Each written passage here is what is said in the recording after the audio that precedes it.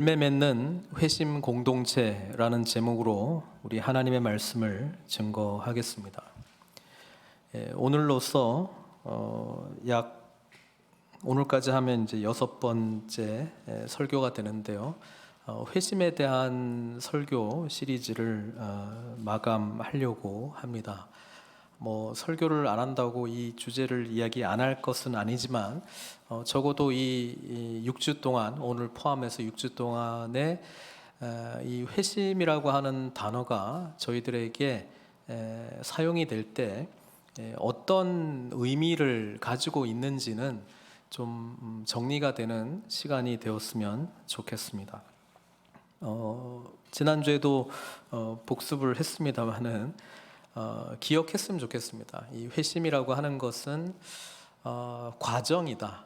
그리고 그 과정 속에서 이루어져야 되는 것은 어둠에서 빛으로 간다라고 하는 깨달음, 사탄의 권세에서 하나님께로 간다라고 하는 그런 깨달음의 과정이 있다라고 하는 것이고, 그 깨달음의 내용이기도 하지만 실제적인 일은 죄사함이 일어났다라고 하는 것입니다. 그리고 주를 믿는 것인데, 예수님께서 저와 여러분들을 위해서 행하신 일을 믿는 것입니다. 주님께서 오신 것, 성육신, 주님께서 우리를 위해서 죽으신 것, 이게 대속적 십자가상에서의 죽음, 그 다음에 부활하신 것, 새로운 시대에 새로운 생명을 가진 영생을 누린 자의 삶을 살게 되었다라고 하는 것, 그리고 승천하셨다라고 하는 것은 우리 주님께서 만왕의 왕, 만주의 주 되심을 인정하고, 그 다음에 하나님 우편에 앉아 계신 분이시기 때문에 하늘과 땅의 모든 권세를 가지신 분이시다라고 하는 것을 믿고 실제로 그 능력을 누리는 것,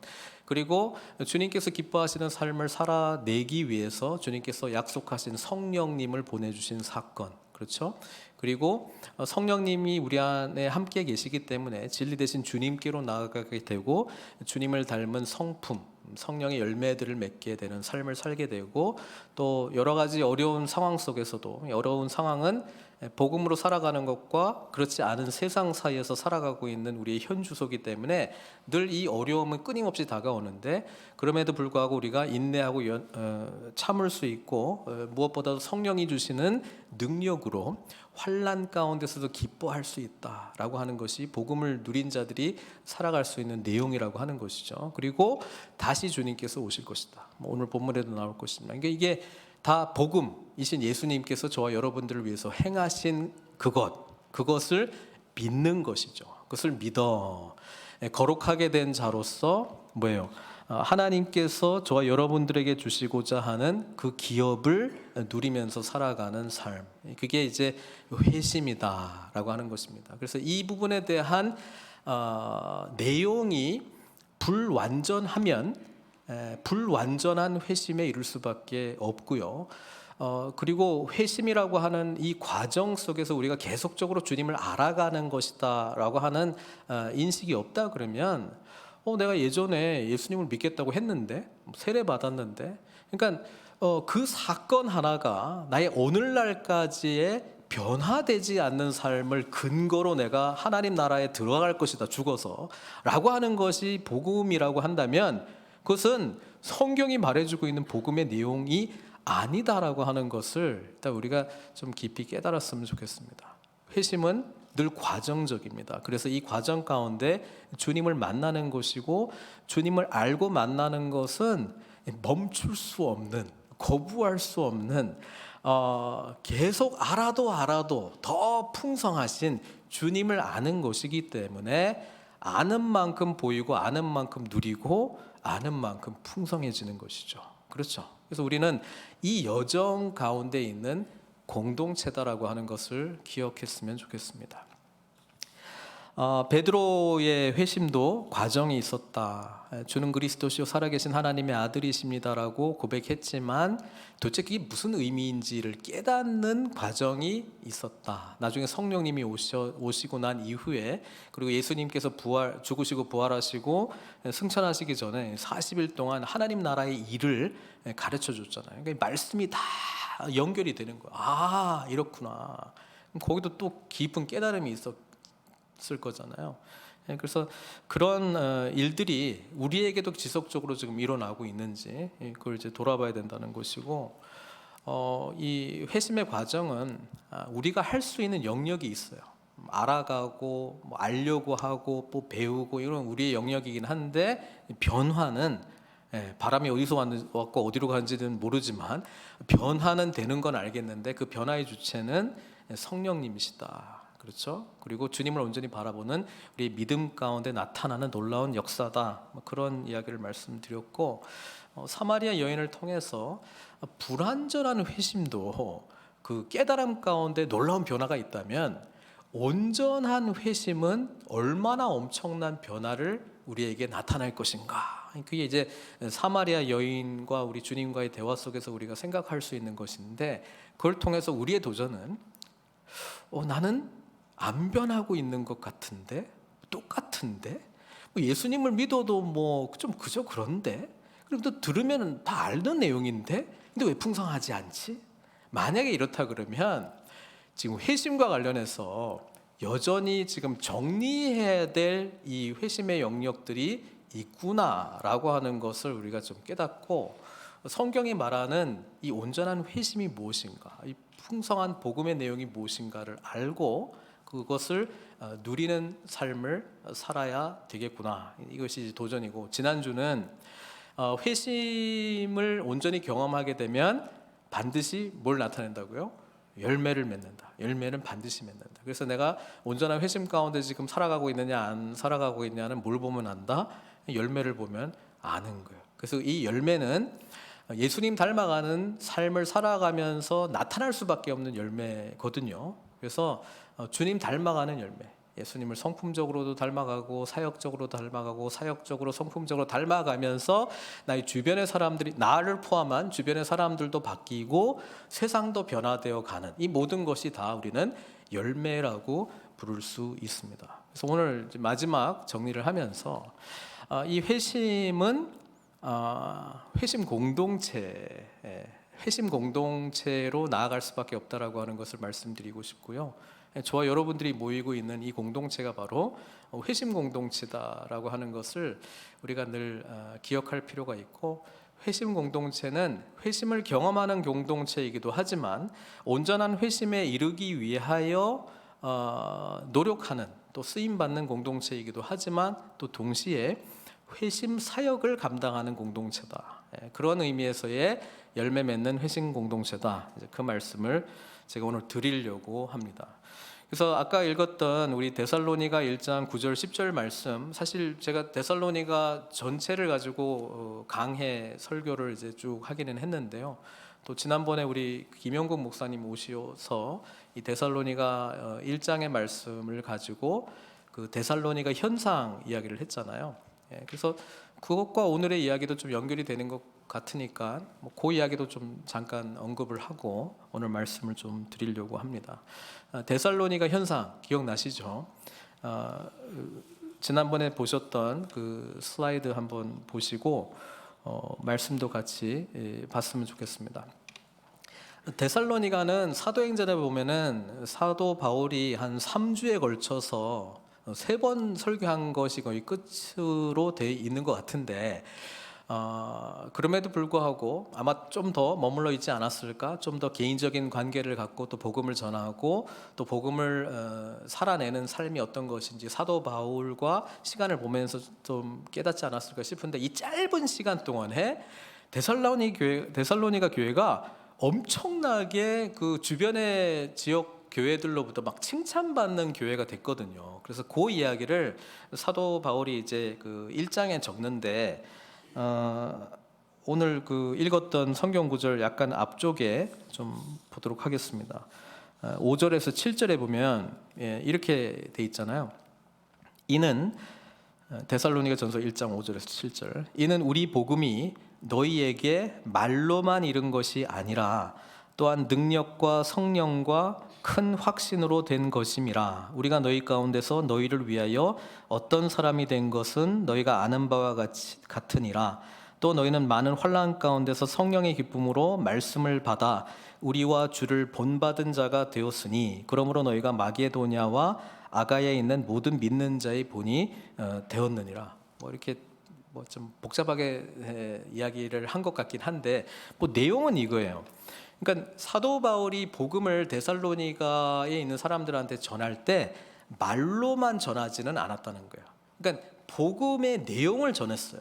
그러니까 예수님이 오셔서 도대체 우리를 위해서, 이 깨진 세상을 위해서, 회복을 위해서 도대체 무슨 일을 했는가, 그리고 예수님 안에서 변화된 우리는 이제 어떤 삶을 살아갈 수 있는가, 그거를 이제 말로만 전하지 않았을 뿐 아니라 이거를 삶으로 보여줬다는 거예요. 사도 바울의 삶을 통해서. 그러니까 사도 바울의 이 신앙의 여정 자체가 변화된 이야기이기도 하고, 곳곳에 복음을 증거할 때마다 나타났던 일이 하나님의 능력이기도 하고, 실제로 데살로니가 교회에 예수님을 알지 못한 사람들을 만났을 때에 놀라운 성령의 능력이 또 나타났다라고 하는 것이죠. 그래서 말로만 하진 않았고 능력도 나타났다. 성령과 큰 확신으로 된 것이다. 그래가지고 어떤 일들이 나타나냐면 많은 환난 가운데서 성령의 기쁨으로 말씀을 받아. 데살로니가 교회가 짧은 시간에 급 성장할 수 있었던 큰 이유 중에 하나는 환난을 받았다라고 하는 것이죠. 환난이라고 하는 것은 내가 예수님을 믿는 삶을 살려고 할 때에 거부 세력 전체를 환난으로 보면 되잖아요. 성경 말씀 보려고 했는데 못 보게 하는 세력, 못 보게 하는 일, 뭔가 예배를 드리려고 하는데 못 보게 하는 것, 뭔가 예수님의 말씀대로 살아가려고 하는데 그렇게 하는 것에 대해서 반대하는 어떤 그 거부하는 모든 세력이 이제 환난이라고 볼 수 있잖아요. 그게 힘든 게 뭐냐면 나의 삶을 위협하는 수준까지 간다는 것이죠. 예, 이런 거를 경험했는데 오히려 이게 더 뭘 했어요? 영적으로 점프하게 했단 말이죠. 그래서 우리 그 신앙의 간증들이 대부분 어려움 가운데 만난 주님이 얼마나 파워풀하게, 얼마나 능력으로 우리 삶을 변화시켰던 그런 간증의 이야기들이 많이 나올 수밖에 없는 이유가 뭐냐면, 우리가 약할 때 강하신 주님을 만나고, 연약할 때 정말 능력이 많으신 주님을 만나고, 우리가 무능할 때 전능하신 하나님을 만나기 때문이거든요. 그렇죠? 그래서 그거를 데살로니가 교회가 경험한 거예요. 예수 믿고 살려고 하니까 막 환난이 오는데 이것을 믿음으로, 성경에 이렇게 돼 있잖아. 사도 바울이 복음이라고 하는 것은 이것을 말씀해 주셨는데 결국 예수님을 의지하는 것이야. 근데 예수님을 어떻게 믿고 어떻게 신뢰하는가라고 하는 것을 환난을 통해서 막 경험을 하게 되면서 뭐가 나타나게 되면, 참 성경은 환난이 임하면 우리가 어려움에 처하게 되면 우울해지고 아프고 힘들고 뭐 이런데, 슬프고 뭐 분함이 있고 이럴 텐데 기쁨이 넘쳐났다는 것입니다. 기쁨이 나올 수 있는 거는 이 어려움 가운데서도 함께 하시는 하나님이 보이기 때문이고, 이 어려움 가운데서도 하나님의 선하심이 보이기 때문이고, 이 어려움 가운데서도 뭔가 앞으로 이런 일이 펼쳐질 것 같아 라고 하는 그 미래에 대한 확신이 있기 때문에 이런 기쁨이 오는 것이거든요. 그렇죠? 그러면서 이 감당할 수 없는 상황 가운데 하나님이 더 뚜렷하게 보이는 거예요. 이게 성령의 기쁨으로 말씀을 받아 우리와 주를 본받는 자가 되었으니. 그래서 이 어려운 역경 속에서 어떤 일들이 나타나느냐, 앞서거니 뒤서거니, 그렇죠? 세워주고 밀어주고 끌어주고 당겨주고 뭐 이렇게 하면서 뭘 하냐면은 공동체가 함께 예수님을 향해서 점점 나아가는 그 은혜를 본받고 본이 되고, 이런 관계를 통해서 알게 되었다라고 하는 것입니다. 그래서 지난번에 이제 데살로니가 현상과 이제 뭐 한국 교회를 특별히 이제 예를 들었는데, 뭐 한국 교회뿐 아니라 모든 교회 다 포함되겠지만, 말씀을 듣고 말씀 받아들이는 것, 아까 표 다시 한번 띄워주시면요, 말씀을 듣고 말씀 받아들이는 것까지는 우리가 많이 이제 한단 말이에요. 근데 뒤로 갈수록 이제 흐릿해지는 게 문제다라고 이야기했잖아요. 그러니까 본받고 본이 되는 거는 점점 안 이루어지고, 그러니까 이게 어느 정도까지 갔냐면은 그냥 교회는 그 사람 보고 다니는 데 아니야. 야, 하나님만 보는 거야. 뭐 이런 거 있잖아요. 말은 되게 멋있는 것 같은데 뭘 이야기하는 거냐면은 본받을 사람도 없고 본이 될 필요도 없다는 것을 사실은 단정적으로 이야기하는 것입니다. 그냥 그 신앙생활은 하나님과 나 개인의 문제지, 나하고 하나님만 만나는 것이지 우리는 다 연약해. 뭐 그건 맞아요. 거기까지는 맞아요. 근데 더 나아가서 그렇기 때문에 본이 될 수도 없고 본이 되어서는 안 되고 이 말을 하는 건 아니에요. 근데 그 의미가 그거예요. 우리는 하나님만 보자, 사람 보지 말자라고 하는 것에 단정하는 것 속에는 본받고 본이 되는 관계는 거의 없어. 다 그래. 우린 다 그래. 이런 가운데서도 그냥 내가 내 신앙만 지키는 것만 해도 우리는 괜찮은 거야. 왜? 우리는 예수 믿으면 죽어서 천국 간다는 거 믿으니까. 그렇죠? 이걸로 이제 가는 거예요. 그리고 이제 영향력 끼치기, 뭐 이거는 뭐 해도 좋지만 못 해도 괜찮아. 이거가 왠지 그냥 이렇게 정형화된 어떤 신앙의 모습처럼 이렇게 있는 것. 이거에 대해서 더 이상 애통도 없어요. 그래서 말씀 듣기와 말씀 받아들이기만 잘하면 돼라고 하니까 누구를 찾아요? 뭘 찾아요? 좋은 설교자. 이것만 찾는 거 아니에요? 요즘 얼마나 많아요. 그리고 그러니까 요 앞에 두 개에서만 아멘 할 수 있는 그런 데를 찾아요. 그리고 본받고 본이 되는 거는 없어. 아무리 봐도 내 공동체 한번 들어가 봤는데 상처만 많고 뭐 그냥 아유. 자, 근원적인 문제는 뭘까요? 회심하지 않은 또는 회심이 덜 된, 회심이 불완전한, 하나님의 복음에 대한 완전한 이해가 없는 공동체 경험을 했다라고 하는 것을 이야기하는 것이지, 성경이 말하고 있는 회심 공동체를 경험을 못했기 때문에 본받고 본이 되는 관계를 통해서 우리가 주님을 더 깊이 알아가는 경험을 못했다 이 말이거든요. 그래서 오늘날 우리의 문제는 지금 온전한 회심에 이른 자들이 사실 교회 공동체를 꾸려야 되는데, 불완전한 회심 또는 그냥 어떤 뭐 종교적인 습관으로 다니고 있는 어떤 교회라고 하는 이미지 속에서 저런 공동체가 안 보이니까, 안 보일 수밖에 없기는 한데, 안 보이니까 나름대로 성경이 말하는 신학은 성경 안에만 있는 신학으로 가둬버리고 내가 실제 경험하고 있는 신앙을 신학화한 거예요, 저게. 그러니까 결국 내가 할 수 있는 건 뭐야? 내가 할 수 있는 거는 좋은 말씀 찾고 좋은 말씀 누리는 건 내가 할 수 있잖아요. 근데 공동체와의 관계는 내가 할 수 있는 컨트롤 영역을 벗어나니까 할 수 있는 방법은 그걸 피하는 거거든요. 그것이 성경이 말하고 있는 교회 공동체, 성경이 말하고 있는 복음의 풍성함하고는 완전히 다른 길을 가고 있는데, 그렇게 선택하고 있는 상황이 많다라고 하는 것은 우리가 정말 뭘 집중했는가? 교회는 본질적으로 회심 공동체인데, 회심한 자들이 하나님 앞에 합당하게 반응하는 공동체인데, 그런 공동체로 세우는 것은 냅두고 그냥 많이 모이는 공동체, 매력 있는 공동체, 재미있는 공동체, 이게 나쁘다는 건 아니에요. 뭐 때문에 매력이 있는지, 뭐 때문에 재미있는지는 생각해 봐야 돼요. 뭐 때문에 모이는지도 생각해 봐야 돼요. 왜냐하면 오늘날 뭐 교회 공동체 아니더라도 사람들이 많이 모이는 곳은 다 이유가 있거든요. 그래서 그것과 다른 우리가 차별되어 있는 모이는 목적이 뭐냐? 그거는 회심한 자들의 모임이라고 하는 것이 교회 공동체의 특징이 되어야 되는데, 오늘 우리가 읽었던 이제 데살로니가 전서 그 이후에 나오는 9절 10절이 이 회심 공동체의 세 가지 특징을 말해주고 있어요. 첫 번째는 뭐냐면, 너희가 어떻게 우상을 버리고 하나님께로 돌아와서, 그러니까 이게 선명한 공동체라고 하는 거예요. 이 짧은 구절인데요, 이때까지 그 회심을 정의하면서 어둠에서 빛으로, 사탄의 권세에서 하나님께로 돌아왔다라고 하는 그 깨닫는 과정이 있어야 되는데, 그 깨닫는 과정이 선명하지 않았다는 거예요. 어떻게 보면 예수를 통해서 나의 우상을 성취하기 위한, 예수 믿으면 잘 된대, 예수 믿으면 복 받는데, 내가 생각하는 그 개념의 복을 예수를 통해서 얻으려고 하는, 그게 원래 성경이 말하고 있는 건가? 분별 없이 또 그런 메시지를 전할 때 막 매력도 있고, 그렇죠?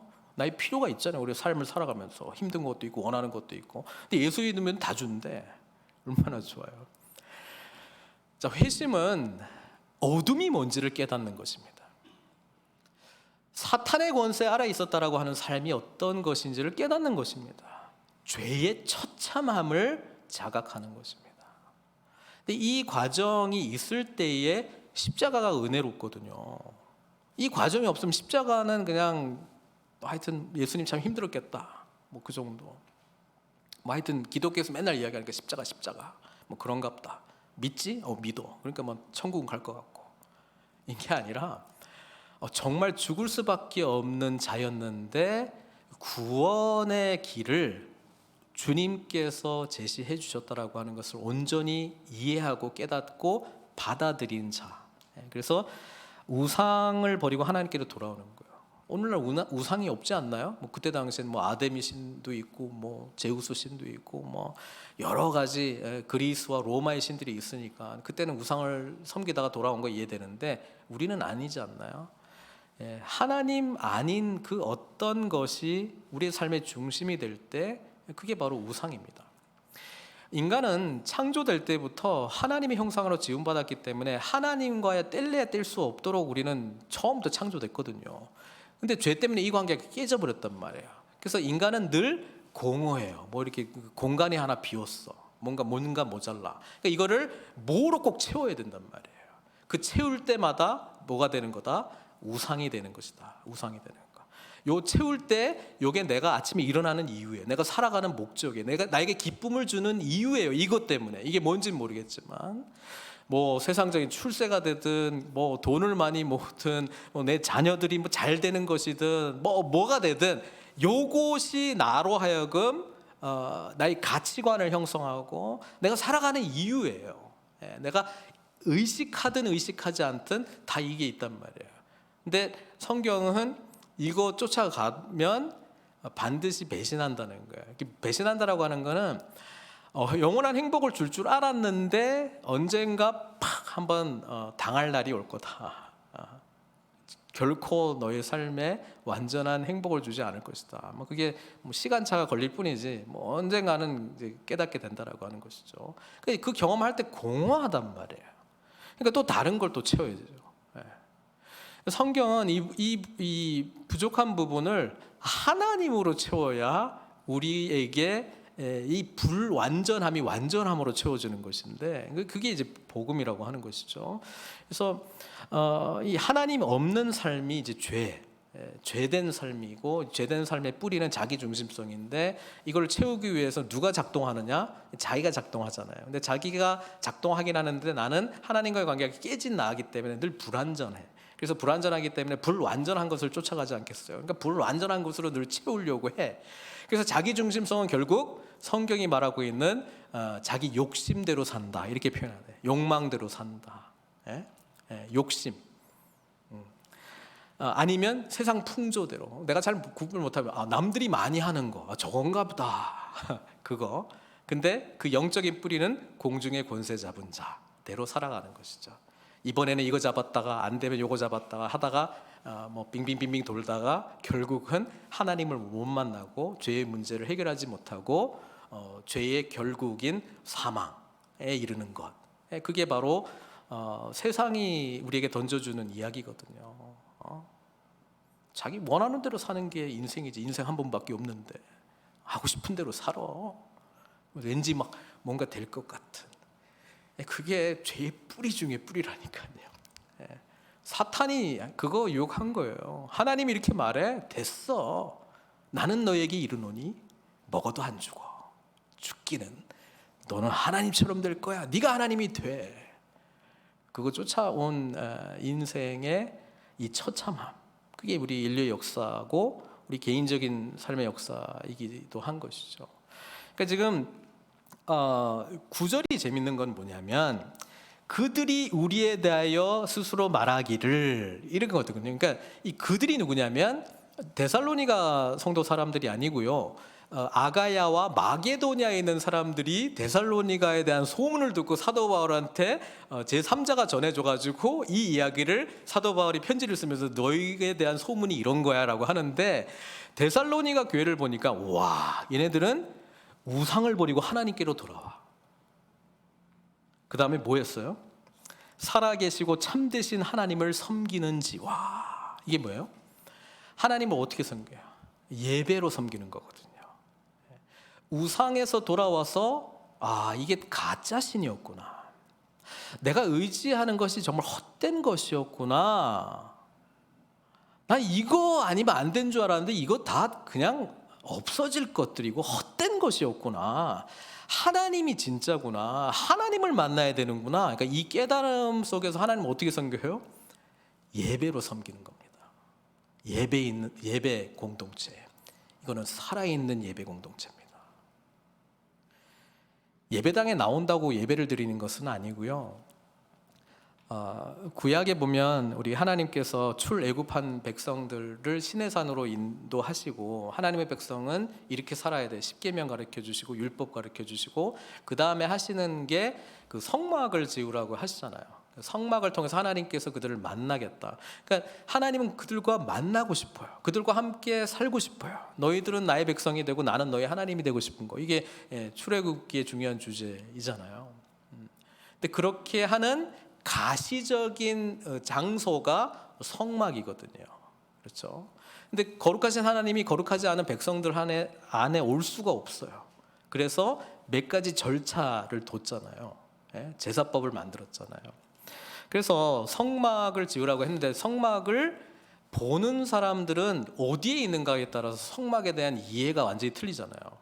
성막 밖에 있는 사람은 이렇게 세마포로 돼 있는 거, 자기 키보다 높은 세마포가 보이고 조금 더 높은 이렇게 해달의 가죽으로 돼 있는 거, 그 다음에 불기둥과 구름기둥이 보이겠죠. 와, 멋있다. 성막 안에 들어가는 사람들은 뭐 보여요? 제사장들이 전부 희생제물 제사 죽이는 거, 피의 제사 보거든요. 와, 피 비린내 나는 곳이네. 우리는 이게 바로 예수 그리스도의 대속적 십자가의 죽으심, 그 피를 경험하는 것이죠. 그 다음에 물두멍을 지나면서 깨끗해져야 된다라고 하는 것, 그렇죠? 말씀으로, 성령으로 우리가 늘 새롭게 되는 것을 통해서 지성소로 들어갔잖아요. 근데 지성소에 들어간 사람은 와, 온 세상이 그냥 황금빛으로 찬란하거든요. 지성소 안은 다 금칠돼 있으니까.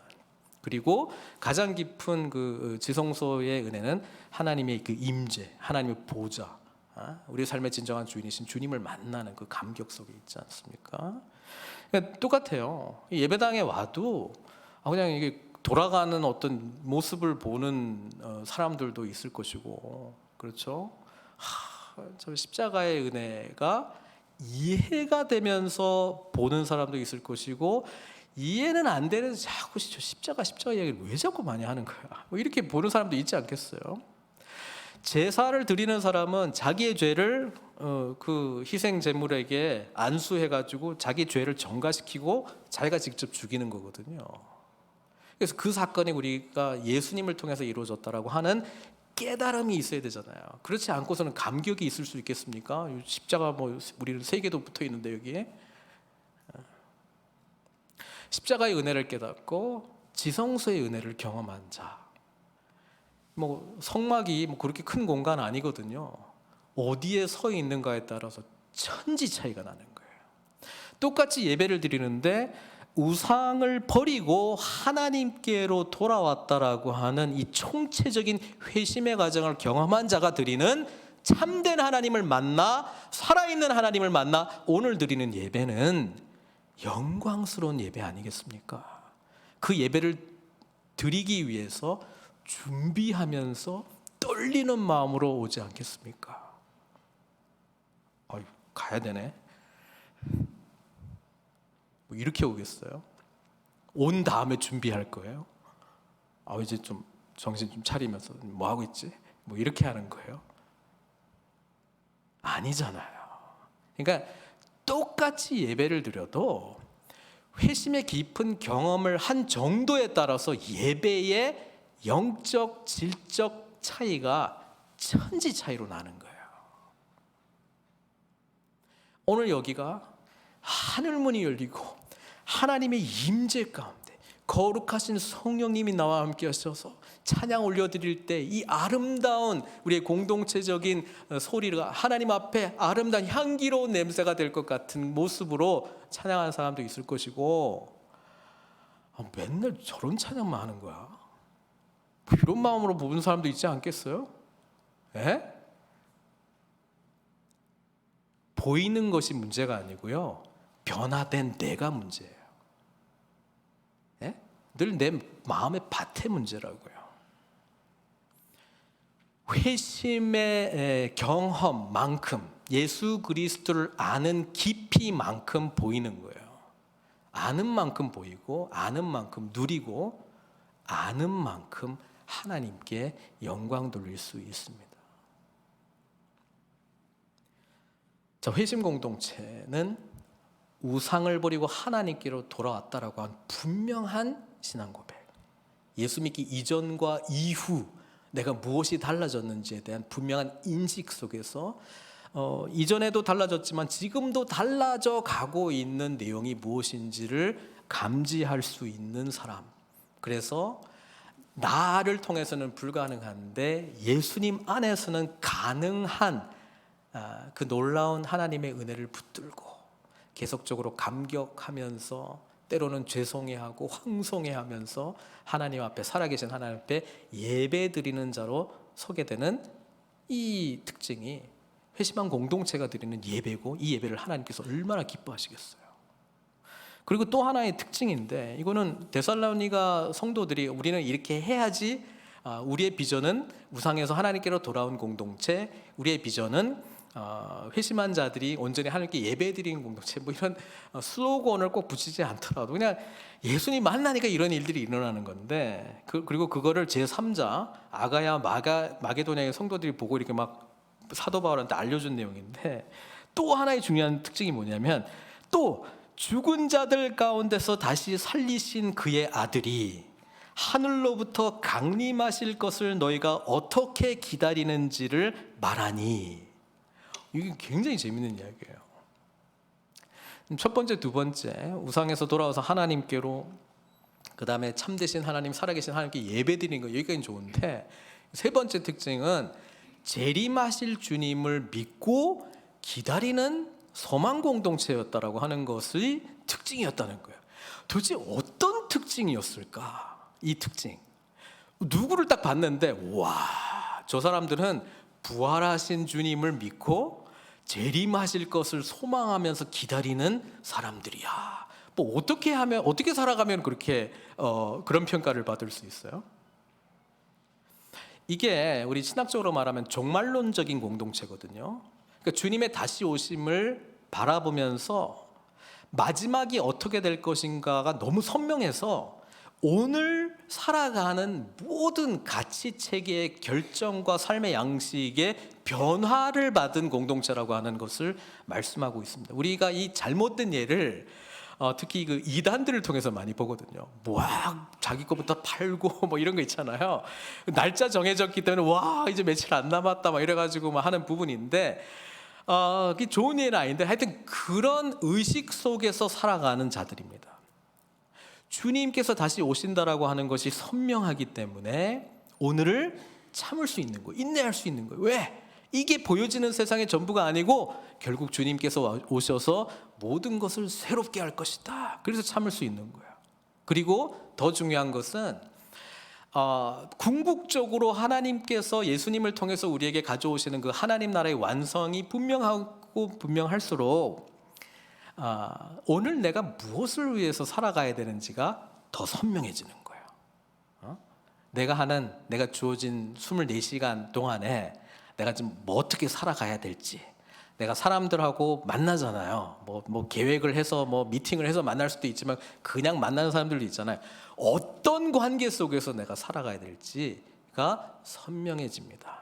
또 내가 열심히 하는 게 있잖아요. 막 에너지 쏟아가지고 내가 하는 일들이 있어. 근데 이게 하나님 나라가 오게 됐을 때는 이전 것은 사라지는 거거든요. 그러니까 옛 시대의 것은 사라지는 거거든요. 하나님을 대적하는 것은 다 사라지는 거거든요. 하나님 나라와 상관없는 것도 다 불 끄면서 사라지는 거거든요. 그거 다 사라지니까 오늘 내가 살아갈 때에 진짜 의미 있는 것, 영원한 것을 투자한 것, 영원한 것, 결국 남을 가치들, 결국 남을 열매들을 바라보면서 살아왔던 것들을 귀중하게 여기면서 살아가는 겁니다.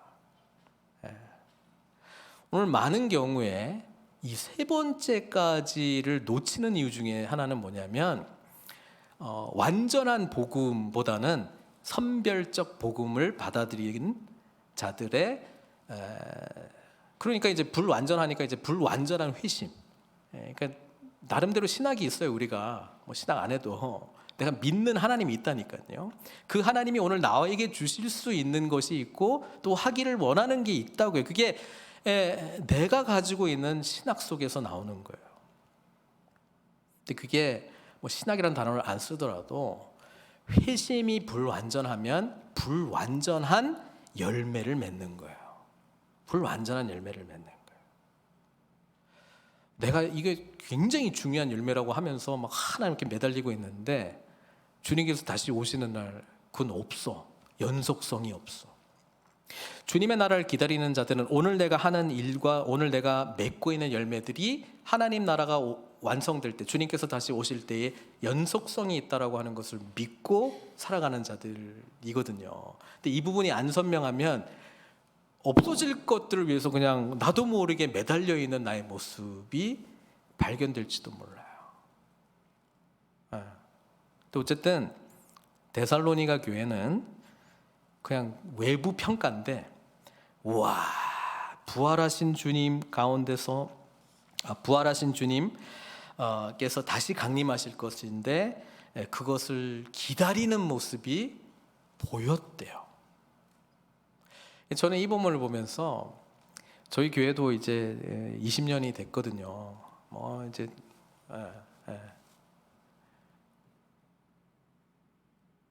어떤 교회로 우리는 평가받을 것인가? 또 그 교회의 일원으로 있는 우리 한 개인인 나는 계속해서 어떤 평가를 받을 것인가? 내가 오늘 정말 열심으로 쏟아붓고 있는 이 모든 에너지가 우리 주님께서 다시 오셔서 새롭게 하실 그 새하늘과 새 땅, 그리고 완성될 그 하나님의 나라 속에서 연속될 것을 위해서 나는 정말 애쓰고 힘쓰고 있는가? 아니면 그냥 불고 그냥 다 사라질 것 놓고 뭐 이거 아니면 안 된다 그러면서 살아가고 있는가? 이거 우리가 늘 점검해 봐야 되는 것이고, 그렇게 하기 위해서 사람은 자기 자신을 제대로 볼 수 있는 능력이 제한될 수밖에 없어요. 그래서 공동체가 중요합니다. 믿음의 선배도 필요하고 또 지금 연약한 믿음의 지체들도 필요합니다. 우리는 복음 안에서 살아가는 삶을 나누면서 도전도 받고 새로운 통찰력도 얻게 되고 하나님 나라를 살아가는 삶이 어떤 것인가 함께 고민도 하고 아파하면서 그러면서 동시에 주님을 더욱더 소망하는 그런 공동체로 나아가게 된다라고 하는 것이죠. 이렇게 회심이 온전히 이루어진 그러니까 공동체는 열매를 맺을 수밖에 없습니다. 그렇죠. 그래서 저는 그 교회의 중요한 사역이 뭐냐? 예수님께서 하시려고 했던 사역은 천국 복음을 전파하시고 가르치시고 이제 치유를 했거든요. 근데 그게 궁극적으로 뭐 하려고 하냐 하면은 교회를 온전히 세우기 위함이었습니다. 주님께서 오실 때는 이 교회는 필요가 없어요. 새하늘과 새 땅에서는 교회가 없어요. 뭐 성전도 없고 아무것도 없고 오직 주님만이 계시거든요. 그런데 주님께서 다시 오실 때까지 주님께서 십자가에서 죽으시고 부활하신 이유 중에 하나가 교회를 세우기 위함이었거든요. 베드로가 주는 그리스도시요 살아계신 하나님의 아들이심을 정답 말하니까 내가 이 반석 위에 너희 신앙 고백 위에 내 교회를 세우리니 음부의 권세가 틈타지 못할 것이다 이렇게 했잖아요. 그러니까 주님께서 본질적으로 원하는 것은 교회를 제대로 온전하게 세우는 것인데 이 온전하게 세우려니까 교회 한 사람 교회 구성원인 성도 한 사람 한 사람을 온전히 세워야 되는 것이고 이 한 사람을 온전히 세우는 게 뭐예요? 회심사역이죠. 회심사역. 그래서 교회는 태생적으로 회심한 자들의 모임이기도 하고요. 사역은 본질적으로 회심사역을 감당하는 것입니다. 그렇게 정리를 하면 자, 우리 교회가 제가 이 설교를 하는 거는 이제 회심 공동체가 돼야 된다. 열매 맺는 회심 공동체가 돼야 된다라고 하는 의미는 회심한 사람들의 공동체가 돼야 된다라고 하는 것도 의미가 있고요. 또 하나는 회심 사역을 감당하는 공동체가 돼야 된다라고 하는 것입니다. 이게 제가 이 용어를 쓰지 않고 하나님 나라 복음 중심의 선교적 제자 공동체가 사실 이 의미를 담고 있어요. 회심을 하려면 복음을 온전히 알아야 되는 거잖아요. 그래서 그 복음은 하나님 나라 복음인데 우리 교회가 하나님 나라 복음 중심이다 이 말입니다. 메시지도 하나님 나라 복음만 선포가 되는 것이고 공동체의 관계로 우리가 만날 때에 하나님 나라 복음을 알고 깨닫고 누리는 삶을 나누는 공동체, 또 하나님 나라의 복음이 온전히 알지 못하는 자들에게는 이것을 이제 끌어주고 또 양육을 통해서 깨닫게 해주고 돌보는 그런 관계가 필요한 거잖아요. 그러니까 그게 다 복음 중심이라고 하는 단어 속에 다 들어가 있는 거예요. 그러니까 회심 중심의 공동체를 세기 위해서 복음 중심의 공동체가 되는 건 당연한 거고, 이렇게 하는 공동체의 모습은 제자 공동체가 되는 겁니다. 제자 공동체. 예수 그리스도를 주인으로 모시고 온전한 회심을 이룬 자들이 살아가는 삶의 모습은 주님을 참된 하나님으로 모시면서 살아가는 제자 공동체가 되는 것이고, 제자들의 모습을 보면 제자를 삼는 제자로 나가는 거거든요. 뭐 죽을 때까지 나만 그냥 따라가만 가는 제자가 아니고요. 따라가다 보면 또 제자를 삼는 제자가 되는 거예요. 그렇죠? 이게 이제 회심의 경험을 이룬 자들이 감당해야 될 회심 사역 공동체가 되는 것이죠. 그래서 그렇게 할 때에 선교적 정체성이 나타나는 거예요. 선교적 정체성은 세상에 보냄을 받은 정체성인데 변화를 위한 보냄받은 부분도 있지만 깨진 세상에 소망의 메시지를 증거하는 것도 있고, 또 깨진 세상 속에서 살아가고 있는 소망 없는 자들에게 이 복음 증인으로서의 삶으로 우리가 보냄받았다라고 하는 의미에서의 선교적 제자가 되는 것이죠. 그게 이제 우리 교회 표에 담겨져 있는 내용입니다. 이렇게 연결을 한다 그러면요. 그래서 회심 사역이 이루어지기 위해서 일단 세 가지를 회심 사역이라고 이야기하는데, 첫 번째가 그냥 크게 보면 전도하는 거예요. 하나님을 알지 못하는 사람에게 복음을 전하는 일입니다. 그거를 하기 위해서 회심한 공동체가 갖고 있어야 될 중요한 특징이 하나 있어야 되는데, 지금 오늘 말했듯이 우상을 버리고 하나님께로 돌아온 것, 어둠에서 빛으로 사탄의 권세 하나님께로 이 돌아왔다라고 하는 것과 죄사함, 그리고 하나님을 믿어 거룩하게 되는 이 모든 것, 그러니까 이게 복음이거든요. 복음. 그래서 회심 공동체의 온전한 회심을 이룬 자인지 아닌지는 내가 복음을 선명하게 전할 수 있느냐 없느냐를 보면 되는 거야. 왜냐하면 회심의 과정이 이렇게 흐리멍텅하면 복음도 흐리멍텅하다 죄송해요. 그러니까 좀 선명하지가 않아요. 그러니까 교회 왜 가? 그냥 마음이 편하네. 뭐 이런 거 있잖아요. 왜 가? 찬양이 되게 신선해. 왜 가? 말씀이 되게 재밌어. 뭐 이거 뭐 어떤 한 특성을 이야기하는 거긴 한데, 어둠에서 빛으로 가게 된 그 계기가 이 공동체를 통해서 내가 갔다라고 하는 이야기가 안 펼쳐진다라고 하는 거는 우리 안에 복음으로 변화된다라고 하는 메시지가 선명하게 안 들릴 뿐 아니라 안 들리고 내가 경험이 안 되기 때문에 도대체 이게 뭐 어떻게 되는 건지가 이야기로 펼쳐지지 않는다라고 하는 것이죠. 복음 증거를 하려면은 복음을 알아야 돼요. 그래서 두 번째 내용이 이제 선명한 복음 제시하는 거.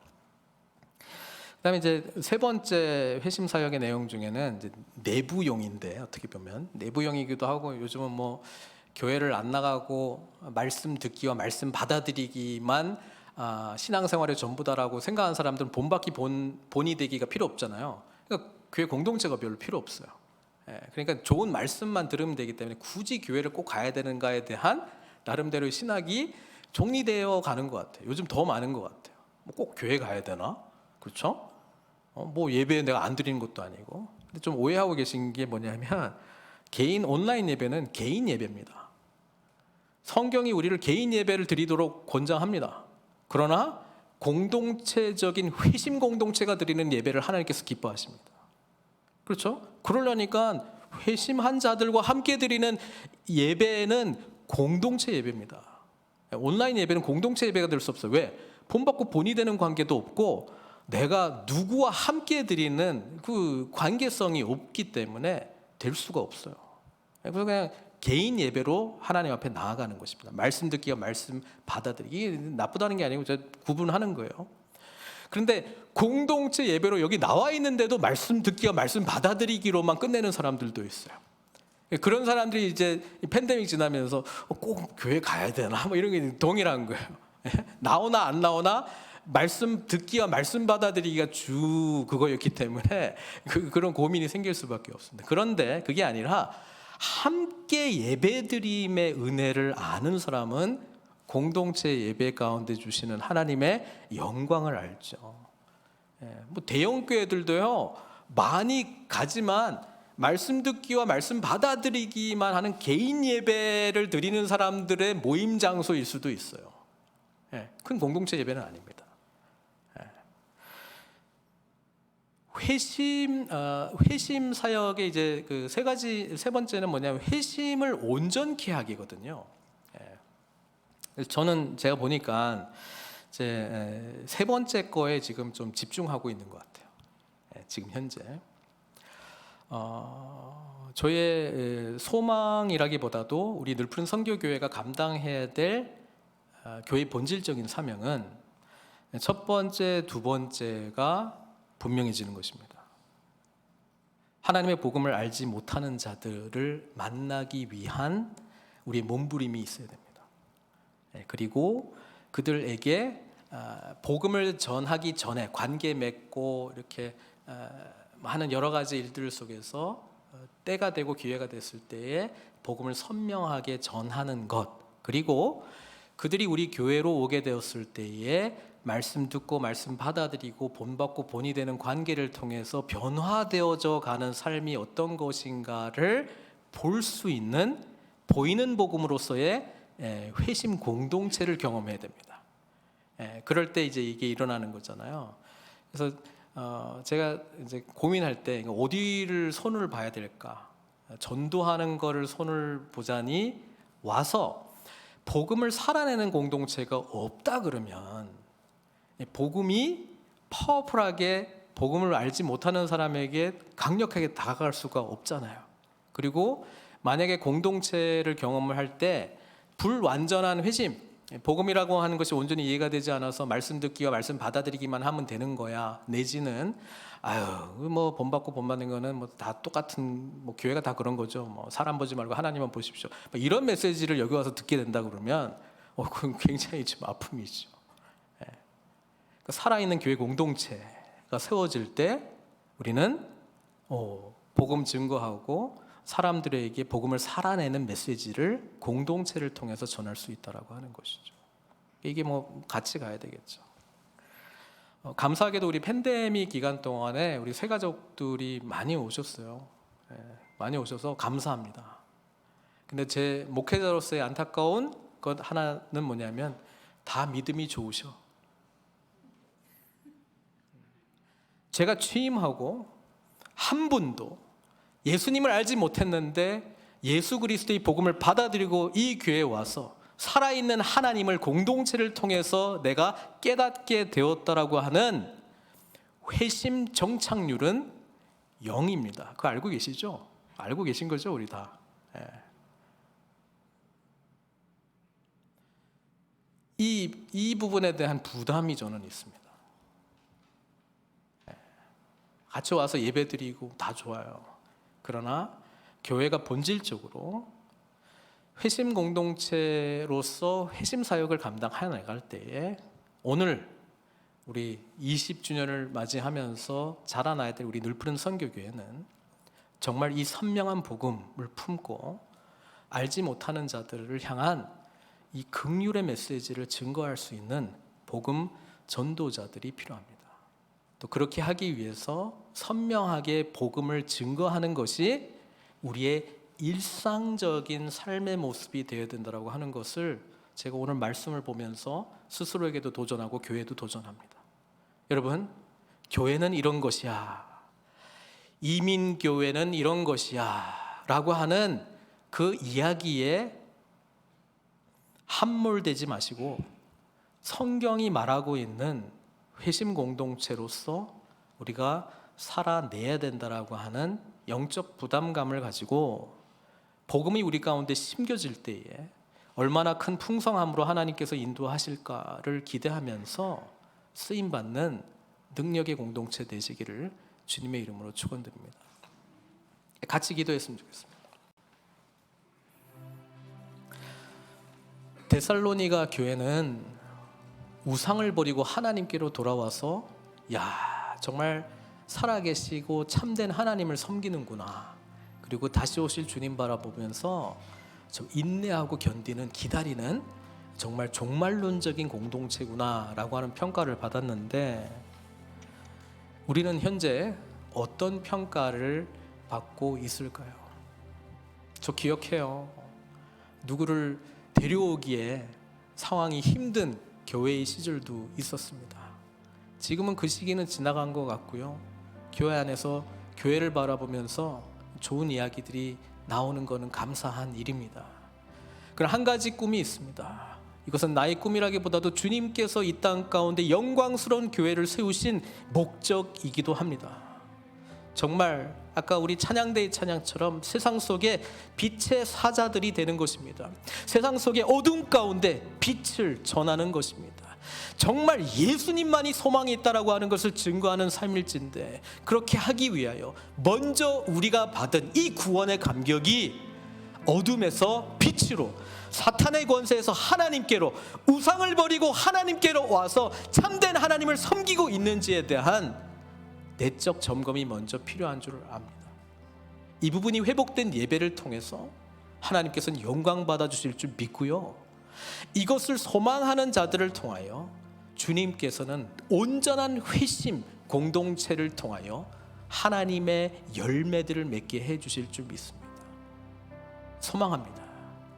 우리들을 통하여 주님을 알지 못하는 자들이 주님을 만나기를, 우상을 쫓아갔던 삶이 얼마나 처참한 삶임을 깨닫고 믿음으로 사는 삶의 기쁨과 풍성함이 무엇인지를 우리를 보고 깨닫고 배우는 잃어버린 영혼들이 세워져 가기를, 그리고 날로 날로 예수 믿는 기쁨이 얼마나 영광스러운 것인가 감격하며 하나님께 예배드리고 주님의 다시 오심을 소망하는 우리 늘푸른 선교교회 되기를 간절히 소망해 봅니다. 여러분, 이것을 놓고 함께 기도했으면 좋겠습니다. 기도하시겠습니다.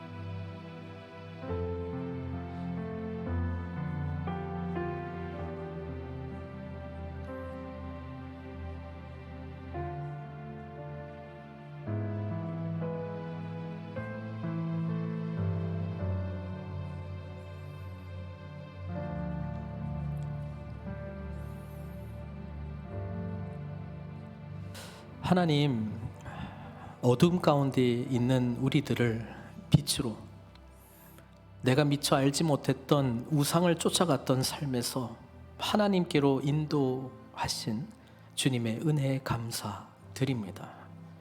그 감격으로 예배드립니다. 그 소망함으로 앞으로 우리에게 이루실 하나님의 일들을 꿈꿉니다. 예수 믿는 기쁨을 나누게 해주시고, 때로는 연약하고 무너져갈 것 같은 삶의 처절한 현장 속에서 공동체 안에 살아계신 예수님 만나 위로받게 해주시고 격려받게 해주시고, 예수님이 우리의 유일한 소망이라고 하는 확신 속에서 주님을 알지 못하는 자들에게 이 생명의 메시지가 증거되는 그런 공동체로 이 마지막 시대에 우리를 삼아주시기를 간절히 원합니다. 주님께서 가져오실 그 하나님 나라가 얼마나 영광스러운 나라인지 우리가 늘 놓치지 않게 해주셔서 오늘 우리가 무엇을 위해서 살아야 할지, 궁극적으로 남게 되는 것인 무엇인지 주님 앞에 정말 기쁨으로 살아가는 저희들 될 수 있도록 축복해 주시옵소서. 우리 늘푸는 선교교회, 부족하고 여전히 자라가야 될 영역들이 많이 있는 교회입니다. 지금까지 지켜주신 하나님을 찬양합니다. 앞으로 복음의 생명력으로 풍성한 교회 되게 해주시고, 정말 어두워져 가는 세상 속에 빛의 메시지를, 소망의 메시지를 증거하는 우리 한 분 한 분 될 수 있도록 축복해 주시옵소서. 모든 것 주님께 의탁드리옵고 예수님의 귀하신 이름으로 기도드리옵나이다.